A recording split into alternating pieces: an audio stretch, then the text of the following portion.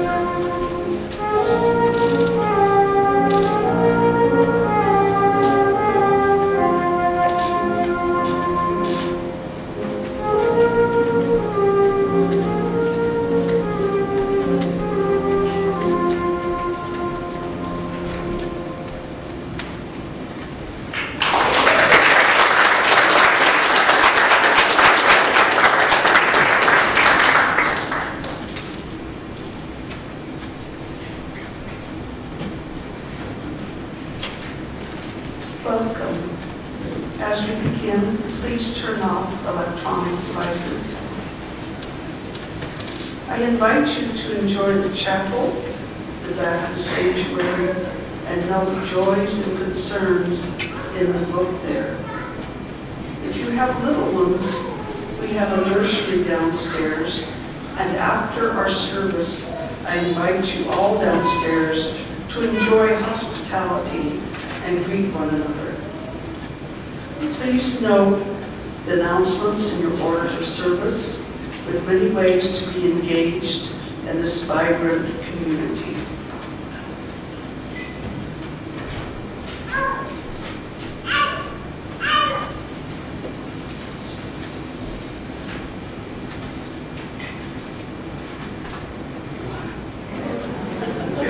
Really quiet.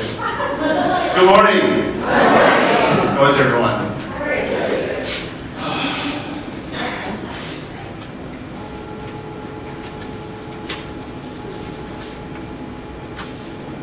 Come, whoever you are. You are welcome here.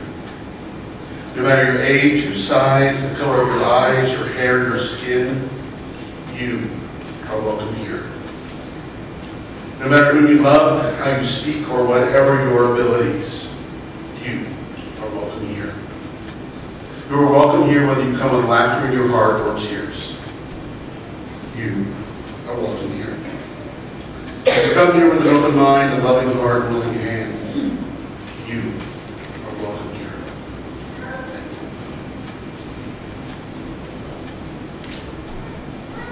Good morning. Can you feel the energy in this building? You will after the chalice light yet. But this weekend, we have been welcoming youth leaders all over this area, and our marvelous Liz and her helpers have been cooking. So you may be also smelling amazing scents of food as well. This morning is our traditional standing on the side of love service. Love. How many of you even like that word? Oh, I love it. We still have idealists among us. And that word has been overused, that sometimes when people use it with you, for me, it is hard to believe sometimes. It's used on billboards to get people to spend money on diamonds. I like the one where they try to make you spend money on chocolate. That one I totally approve of. And Unitarian Universalists, we think of that word a little differently in our standing on the side of love service. It isn't that fuzzy, warm word. It's a more uncomfortable word that is more what Eleanor Roosevelt felt when she was continuing her journey to the Highlander School to teach civil rights, and there was a $25,000 bounty on her head. This is the love, the uncomfortable love, that gets us to go to the steps of the Capitol with signs and bids us stretch our hands across a divide to truly listen to an opinion very different from our own, an opinion we do not like. I invite you now, in the spirit of that uncomfortable love, to greet each other, and then we will rise in body or spirit, and we will sing standing on the side of love in our hymnal. Let us greet one another. Hi, Jesse.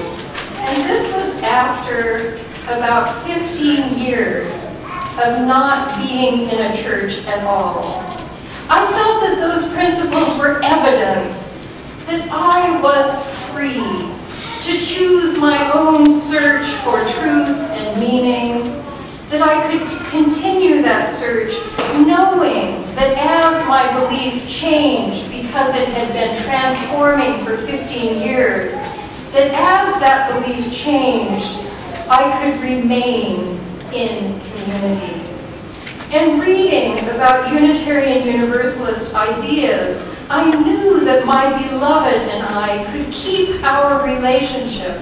And beyond that, that there was no overarching belief that the relationship I had with Mary Lou was second class.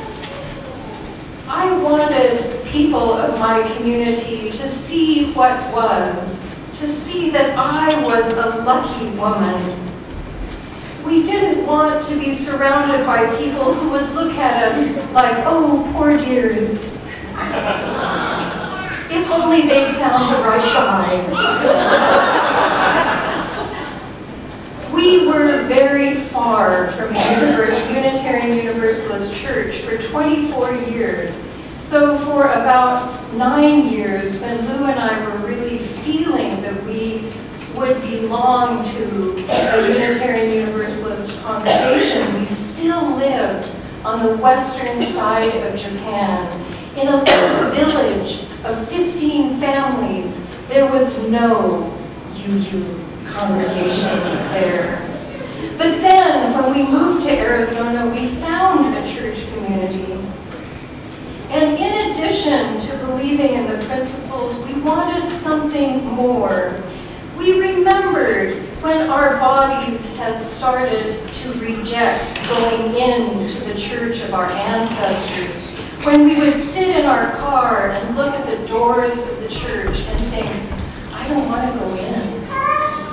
And so we had an experiment. We said, if we wake up on Sunday morning and our bodies want to go to church, we would see if we would start wanting to belong to that community. So every Sunday morning we would wake up, and for a few minutes we would consider brunch someplace.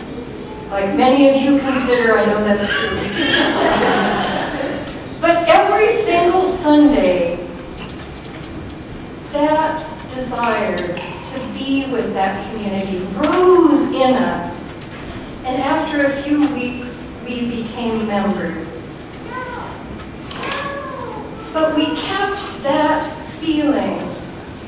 And when we would sit in our community and we would sing from the hymnal, there were no words that we felt like we had to avoid. We were uplifted by our experience.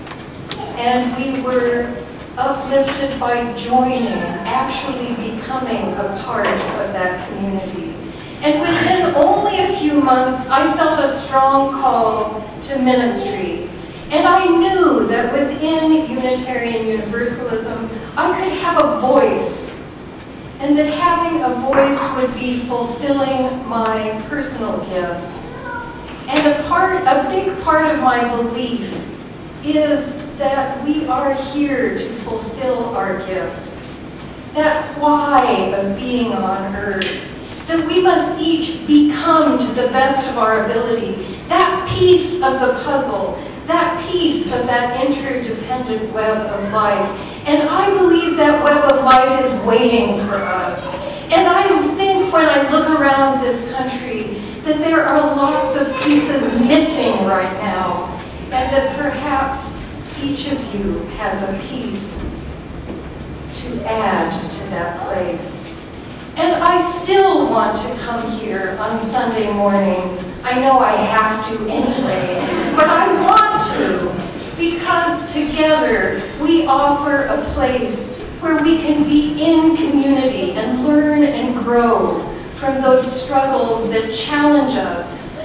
They challenge us to grant the same freedom we have been given, to grant that freedom and respect to others.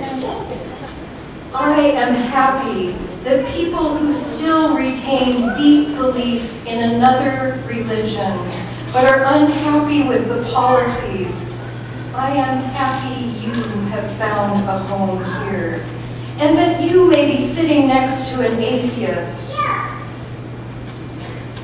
or a pagan, or a former Catholic.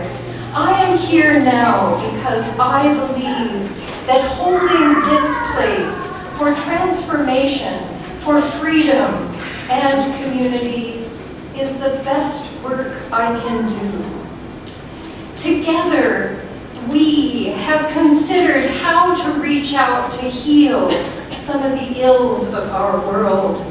We have brought solar panels, we have thought of new ways of respecting the earth, feeding homeless youth, considering sanctuary, teaching and spreading the goodness of the Our Whole Lives comprehensive sexuality program that is offered by our denomination and shines light and understanding instead of the shame that is pervasive in this valley. I am here because Unitarian Universalism challenges us to reach across the divides that are splitting our country and world into pieces. And I am grateful to all of you for being a part of this by exercising your own freedoms and becoming more and more not some ideal of who you could be, but becoming more and more yourselves, with unique visions of the world and passion for making a difference. You make this a place where I want to stay. And this is my 6th year, can you believe it? So thank you.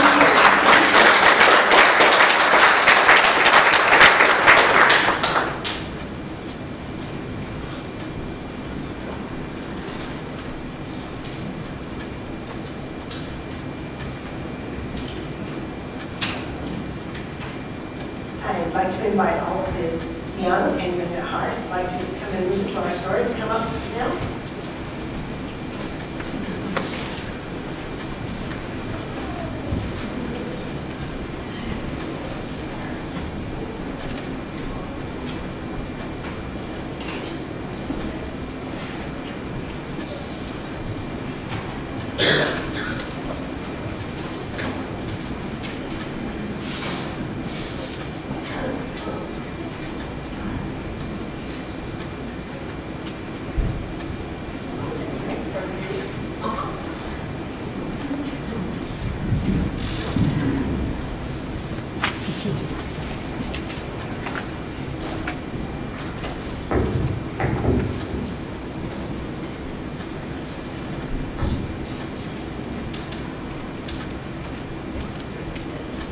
Good morning. Thanks for coming up. And this is Michelle. And we have a story today about someone named Obi.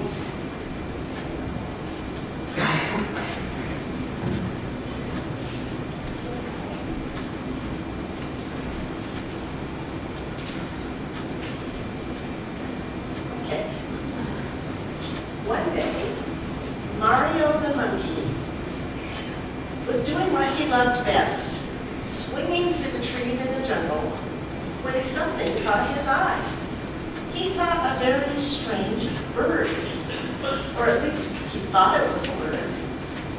The bird looked very sad, and Mario could hear crying. So Mario, who was very friendly, dropped down to the jungle floor and went to say hi. Hi, my name is Mario. What's your name? Opie. The strange bird said, "Opie back sauce." Wiped away his tears. Why are you so sad? All the other birds were picking on me, so I ran away. They told me I'm not what a bird is supposed to be, because I can't fly, and I can't sing, and I don't have pretty feathers. You ran away? Yes, I ran. Mario looked up and up and up. Wow, you are very tall. Hang in there, said Mario to Obi. It's not so bad. Come, and I'll introduce you to some of my friends. We're all different from each other, but we are all special. At least that's what we believe. So off they went to a small clearing in the trees where several animals were playing. They all looked up when Mario and Obi approached. Hi, Mario, they called out. Who's your friend? Mario said, this is Obi. He feels sad because the other birds picked on him for not being what a bird is supposed to be. A very strange-looking horse stepped up and said, hi. Well, that's the first That's what and said, hi, my name is Zoe. I know how you feel because I don't look like all the other zebras. I like to express myself with bright colors. All the other zebras are just black and white. Boring. So I have learned it's okay to dare to be different. And these guys all like me just the way I am. Gianni the giraffe was the next to speak. Hi there, said Gianni. Wow, I thought I was tall. Gianni laughed. I'm used to being the tallest one around here. But now you are here. It will be nice to have a friend who is tall like me. Mario tells Obi, Gianni lets me ride on his back, and I can see everything around when I'm with him. It's great fun. It's my pleasure, said Gianni. I love to help my friends reach for new heights. Everyone laughed.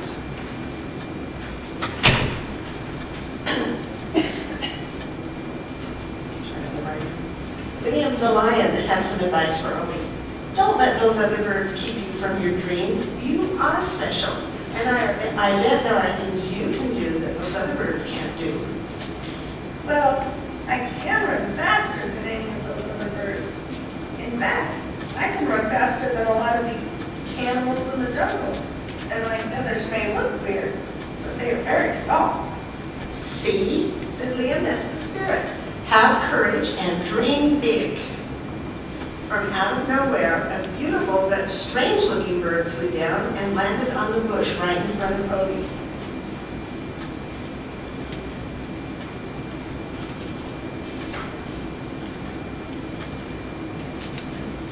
Hi, I'm Parker the parrot. I'm sorry those other birds were mean to you, but I know how that can be. I'm not the perfect parrot. I like to act silly, and I love my crazy-colored feathers. It made me sad, too, when the others teased me.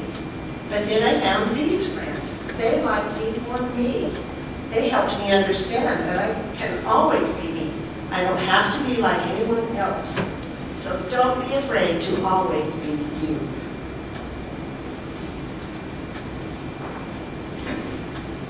A great gray elephant had been silently watching the exchange. She had a very kind face. She reached out to Obi with her long trunk and said, Obi, you are welcome here. We are all unique, and that's what makes living here so much fun.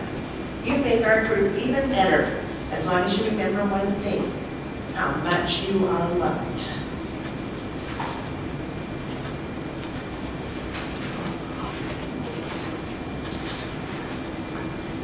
Mario turned to Obi and said, well, what do you think? Do you want to be our friend? Obi looked at him and said, this is the best day I've ever had. I finally feel like I found a home. I definitely want to be your friend. All the animals cheered and welcomed Obi to their group. Yay. So, do you think that the animals had good advice for Obi? I think that's something we all have to try and remember, even the grown-ups in the room. So, we have something for you to help you remember these animals and the words that they had, and also to help you remember as you go downstairs the song that we adults sing as you leave. So I'm going to ask Michelle to hold up this gift that we have.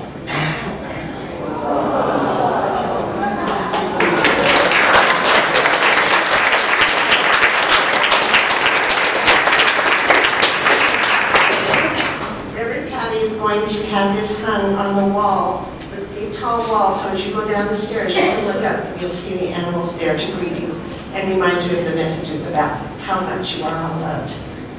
And now you can go back and join your parents.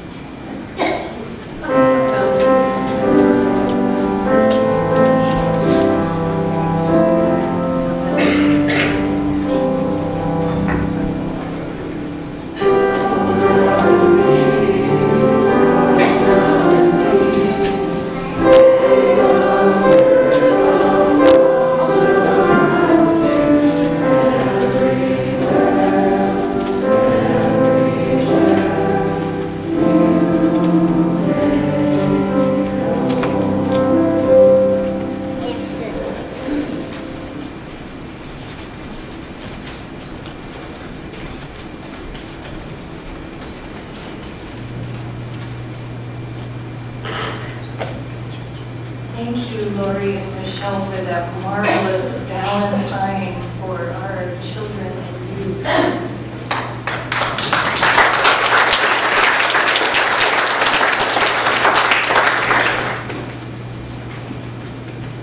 How many of you have a good feeling about receiving Valentines? Would you like to get them? Do any of you remember not getting one? Yes.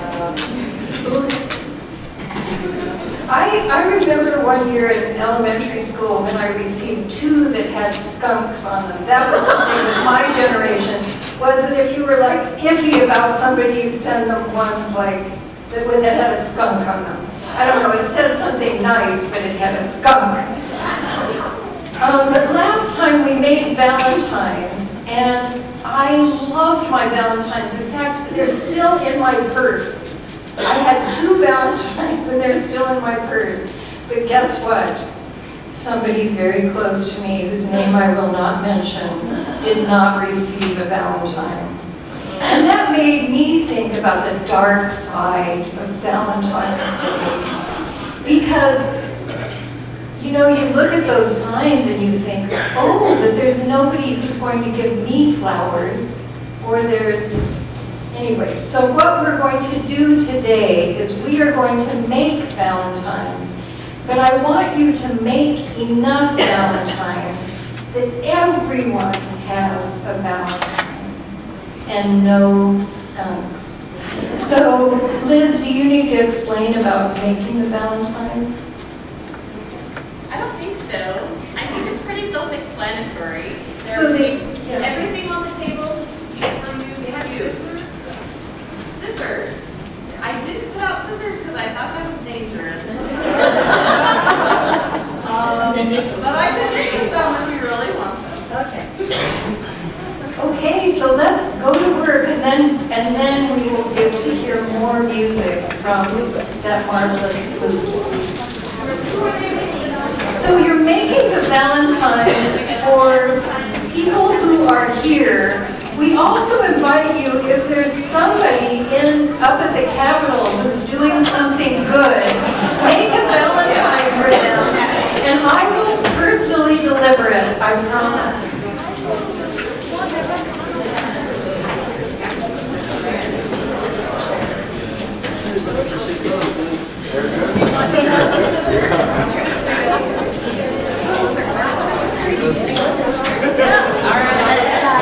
Oh, look, here's Cody with scissors. Yeah.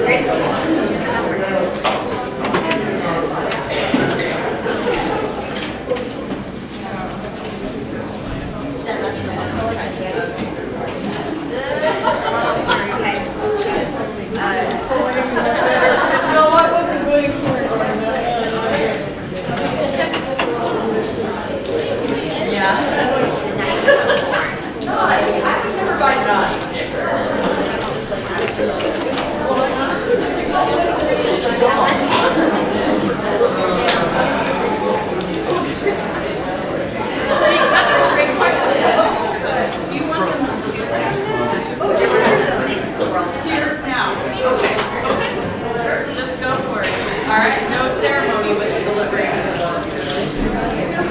Hey, Sam.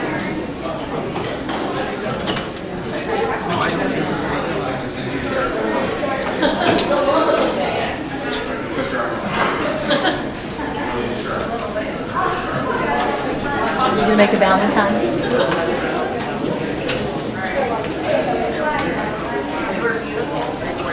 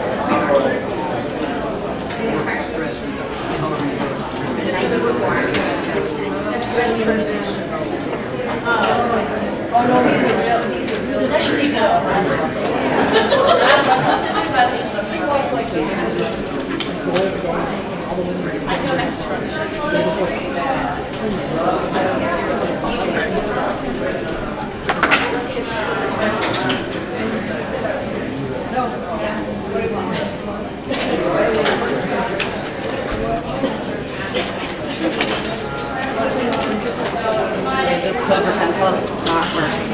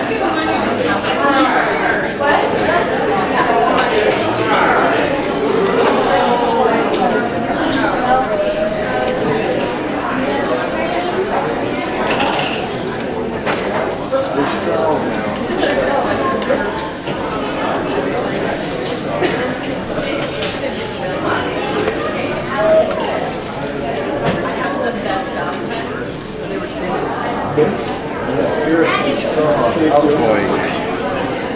They're strong.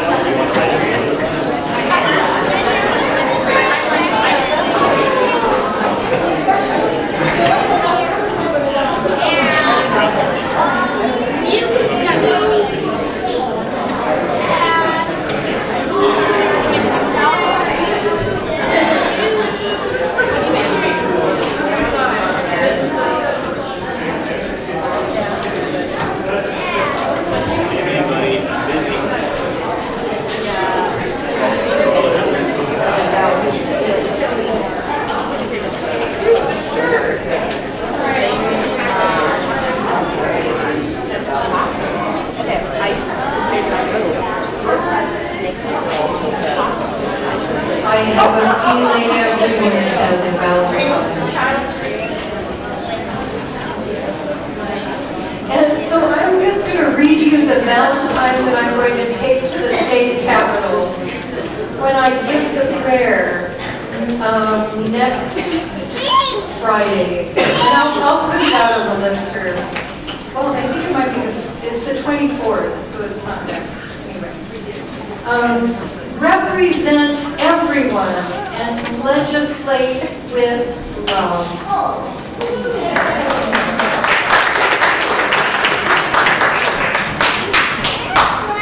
So now I invite you to listen to some more amazing music after Dion gives our words for the offering.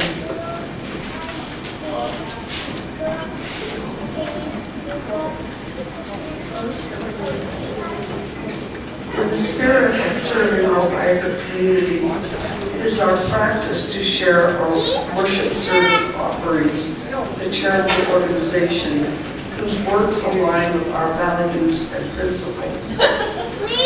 January and February, we will donate half of our offerings to Healthy Environment Alliance of Utah, Heal Utah. harnessing the power of grassroots advocacy and smart policy research, HEAL engages in legislative and regulatory settings to champion clean air and clean energy and protect Utah from nuclear, toxic, and dirty energy threats. Will you join with me in saying the words printed in the order of service for our offering? We are this church. We are its hands, its hearts, its voice. Together we share in the wealth of this community and sustain it with our gifts.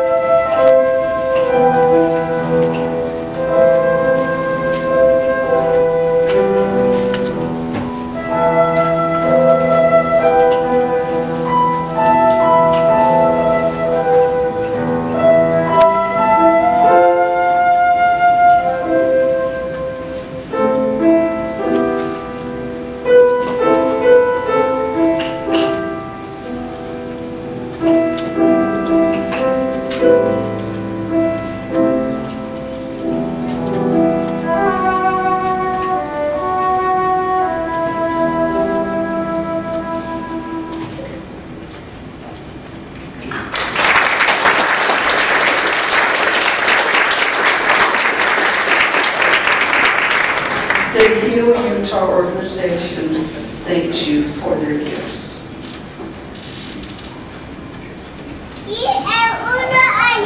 Before we begin our story, usually in our meditation time, we're not making Valentines, but we're thinking about what is happening in the world and within our own community. And I want to lift up at this time that Karen Benton, a woman many of you do not know, but she was a big part of this community, that she died last month after a long struggle with lung cancer. She gave this community much energy and light. She is a part of who we are, even though we cannot see her. And I invite you to just think of her and her family during this week and remember the contributions that she made and the great part that she is of our community. Thank you. I'll just ring the bell once.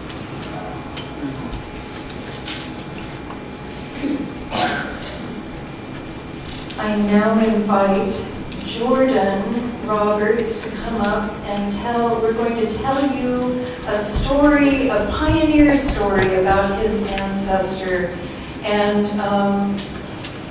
I invite those of you who are young or young at heart to also come up and listen.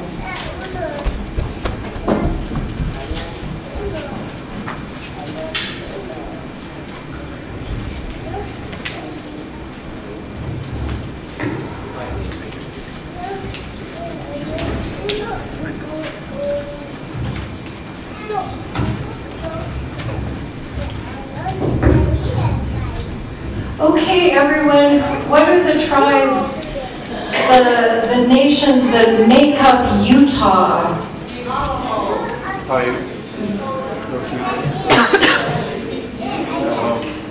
Okay, I think I heard them all. Okay, today, first of all, I want to remind you, how many of you remember when Forrest Kutch, a Ute elder, came and spoke with us? And he spoke of the very difficult and very painful parts of Utah history.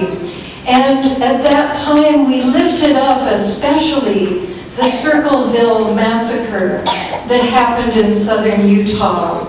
And that was part of our meditation on that day. Well, after that, and as I was talking about many of these things, Jordan came to me and he said, I have a good story about an ancestor. And I thought, well, that's always good. And I have in my pioneer ancestry, I have a mixed bunch of stories too.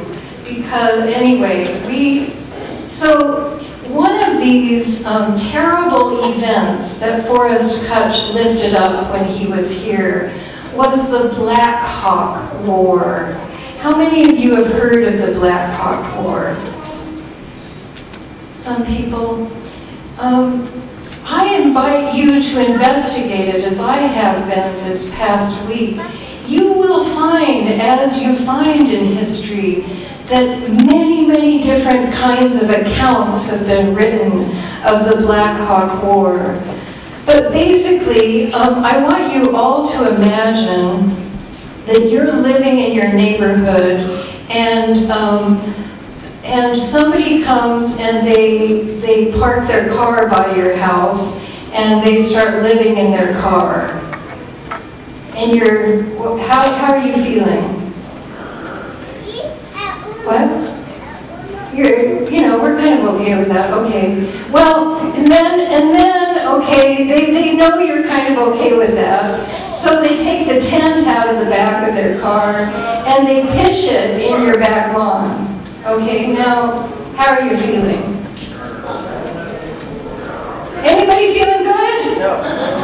Okay, I'm hearing a lot of not goods. Okay, then, that's not enough. They want to live inside your house. I just want you to imagine that. Because I've been trying to think about, I met Forrest Kutch on Friday, and we had a 3-hour conversation. And it was one of those ones where love is uncomfortable. And it was a beautiful conversation. But I was trying to ask him how it felt to his people, all that has happened. So in this Black Hawk War, the Black Hawk, the people who really, from all the accounts I've heard, were not the Ute people, they were a people called the Timpanogos people. That they were feeling like we might feel if that person who was living in their car tried to live in our house with us. And there was a lot of anger, and they wanted the white settlers out. And so there was violence. And what happens with violence often? If somebody kills somebody, what happens? Retribution, revenge. Okay, so this started to happen. And for many years, there was lots of revenge going back and forth. This happened from 1865 to 1872. So that's 7 years. And if you were living in the middle of it, those were long years. Jordan Roberts' ancestors were living in the middle of it. So Jordan, could you let us know where they lived and maybe a little bit about that? Well, the majority of the battles and skirmishes that were part of the Black Hawk War took place in central Utah, around Sanpete County and Sevier County, I think it's called. My ancestors lived a little farther south, just north of St. George, in a township called Paragon, which is just north of Parowan, and where they were mayors. They were prominent people in that community.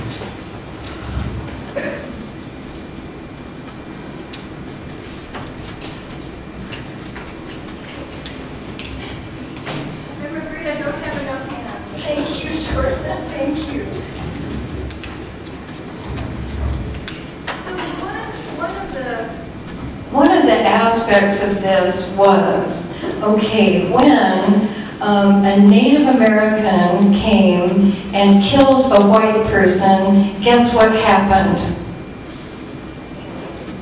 Okay, there was retribution. Guess what they did? They killed often many Native Americans. But when a Native American was killed, was there any kind of like, so there was a white person who murdered a Native American. What happened there?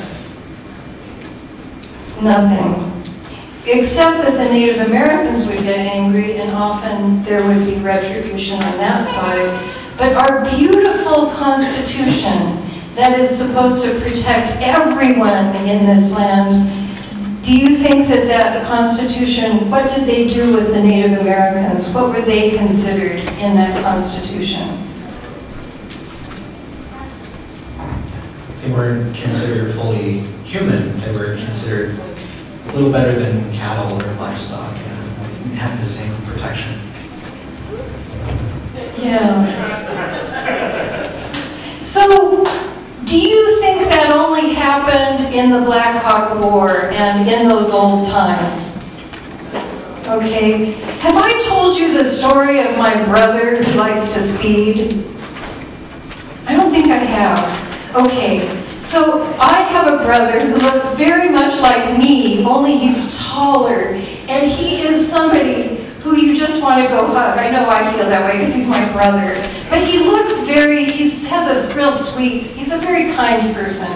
Anyway, he has a son-in-law named Alfred who is Latino. And so when my brother, who likes to speed, he has his grandchildren in the back of the car, Alfred's children, Alfred and Rebecca's children, they go, "Grandpa, don't speed. The police they're going to catch you." And often, a policeman will stop my brother. And the children are saying, "Oh no, Papa, they're going to take you to jail. They're going to take you to jail," because sometimes they have taken Alfred to jail. Alfred has gone to jail because he was caught speeding. And my brother got to thinking, and he called me up one day and he said, "Patty, I remembered something." He said, "I have been stopped by police between 20 and 30 times. And guess what? I have never had to pay any money. I have never been given a ticket.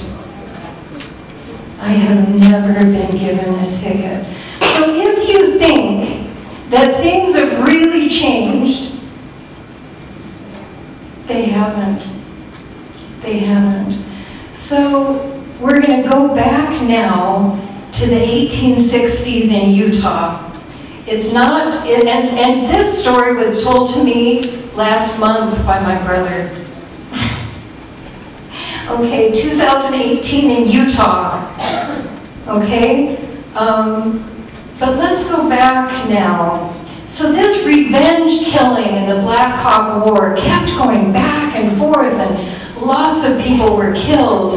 And there was so much tension that everyone slept with a gun. All the white settlers slept with guns by their beds, thinking about what might happen. And in that, so that's kind of the general view. But Jordan, please tell us about what happened with your ancestor. Like Patty was saying, that was a very tense time. There was fear, a lot of fear between the white settlers, the Mormon pioneers, and the Indians too. The Indians probably slept with their weapons not far either, because they were just killed without any punishment. Can you imagine if you were walking down the street and somebody could just do whatever they wanted to you, and you couldn't call the police, right? You couldn't ask for somebody to help you except for the other people in your tribe, and you were outnumbered. So it was a scary time for them to try to keep living just the way they always had, just tolerate the presence of the white people in the area, and go about their normal routines, going from stream to stream, making camp, breaking camp, pretending like nothing had changed. But with all the new fences and everything that were put in, a lot of times these people were found just in the wrong place at the wrong time, near a white person who was angry with a gun. And so it happened that there was an Indian man, an older man named Simeon, who was just making camp next to a little creek just north of Paragon, and he was followed by a white man who was angry about a recent theft of some cattle and some horses. And he wanted to take revenge for having lost those animals. So he followed this man to his camp. And while the man was lying on his side trying to go to sleep, he shot that man. He was seen going to the site and leaving with his gun by a couple of other white settlers. And later on, he even bragged about it to some of his friends that he played cards with. Well, rumor of this got back to my ancestor. So his name was Samuel Rogers. He was born in Ohio and then converted by Joseph Smith and came west actually with the Mormon battalion, and then was sent to live in southern Utah by Brigham Young. And he was kind of a territorial justice, if you will. He served as mayor of Parowan for a while. And so he was kind of seen as the sheriff, I guess, if you will, in an old western town, just kind of guy who stood up for the right and tried to enforce the law, what little of it there was. And so he had to make a choice. He knew this man, the man who had killed the Indian Simeon. His name was Thomas, I think, Jose. And so he had to make a choice. We do have a law, and we do have permission from the people in Salt Lake to prosecute white people if they kill an Indian without a cause. And this clearly was murder. So what do? Do I go and bring this man in and start a case? Do I let it go like so many other people have done and just pretend it didn't happen? But he couldn't sleep at night with that thought that here he was entrusted with justice and the murder of this innocent man, and just to let it go. So he had a tough decision to make. While we're waiting to think about what Jordan's ancestor decided, the choir is going to sing a song. So I invite you, because you can go back. Are we too late to sing the song? Lulu? Okay, sorry. The Valentine making got out of hand. So you're going to imagine, let's take a deep breath together and kind of sit with this ancestor who was having to make a choice in a very difficult situation. Many of us living in this very country are confronted with difficult situations. So let's hear about what his ancestor did. So never before had this been done in the wild old west in this part of Utah, but he decided to bring this man to court. So he arrested him. He found the people that had seen him, that he had talked to, and some of them did not want to testify. They, in fact, had been threatened by the man that if you say anything, your life won't be worth living. And he made very strong threats that if they testified against him, that he would have revenge on them too. But my ancestor was not one to be outdone, so he actually threatened those people too. He said, if you don't come to court, the same holds true. So it was kind of a rough and tumble, thing. So that he did manage to bring these people in, and very grudgingly, he did get their testimonies out of them. In a kind of old-fashioned NCIS, he even did some they exhumed the body and did some kind of examinations to see if it was murder with a doctor, and the doctor even said, yeah, I don't see how this wound could have been inflicted on this person in any other way besides cold-blooded murder. And all of that was put forward to the jury, and I'll just give you the closing words from the case. It was a really caused a lot of stir. The Indians were watching this case, the white settlers were watching it, and so everybody wanted to see how it would turn out.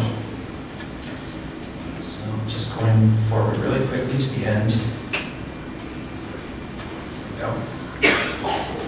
So in his closing arguments, my grandfather, who was serving as the prosecutor, he said, it has not been customary in the United States, neither in the territory of Utah, to attempt to protect the Indian in his rights. It has not been supposed that his rights were worth looking after. The law which throws its mantle of protection over the Indians as well as over others has been in their particular a dead letter.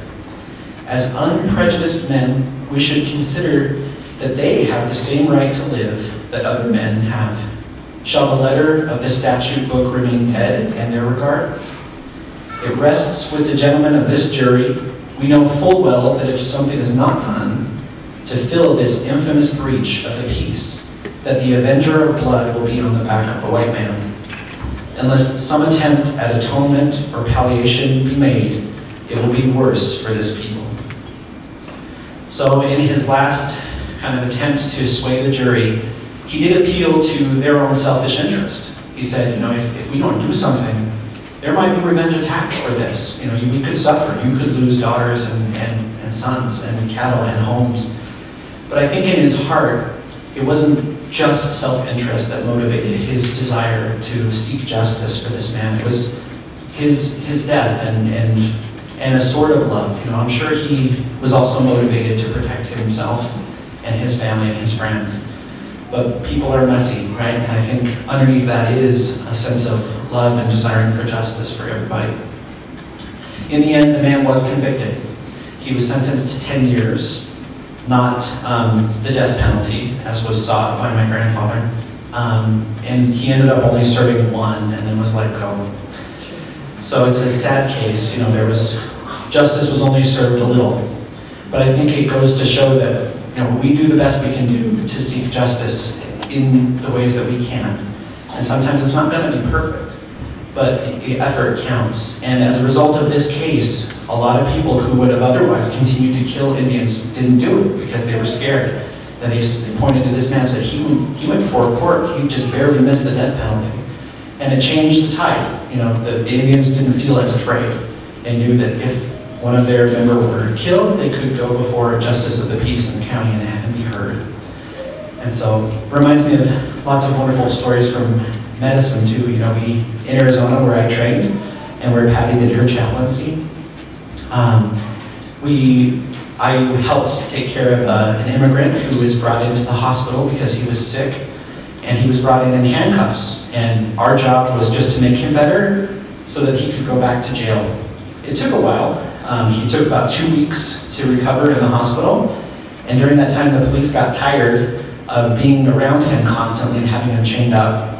And so they unhandcuffed him, they left him in our care, and they said, when he's better, just give us a call and we'll come back and take him to jail. Well, when he was better, we somehow forgot to call the police.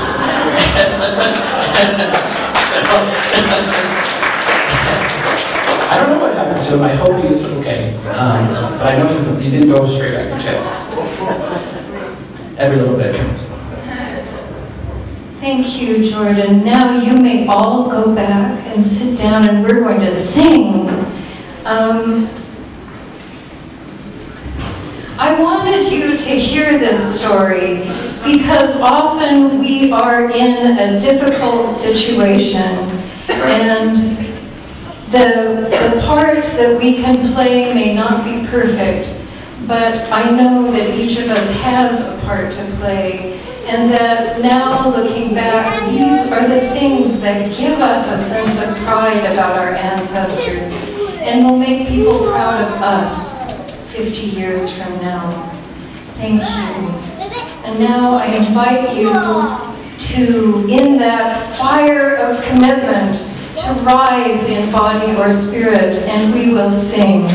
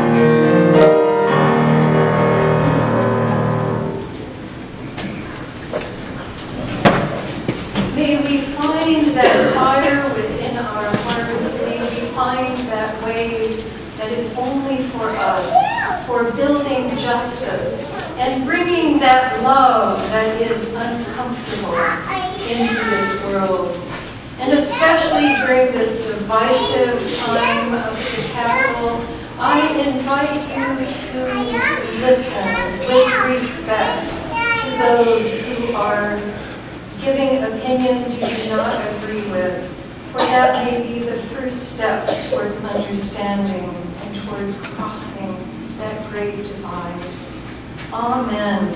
And thanks to Jordan Roberts' ancestor. Amen. May it be so.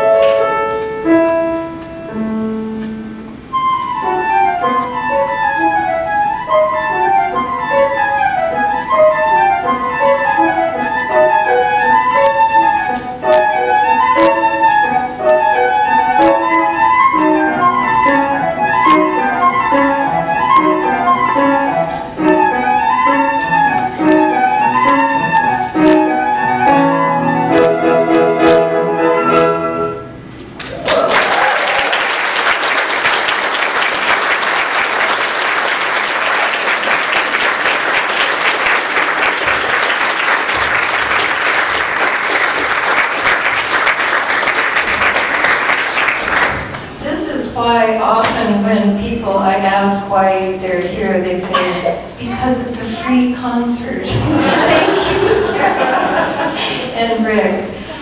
Before we extinguish the chalice, I invite any of you who would like to, who are visiting, who would like to introduce yourself.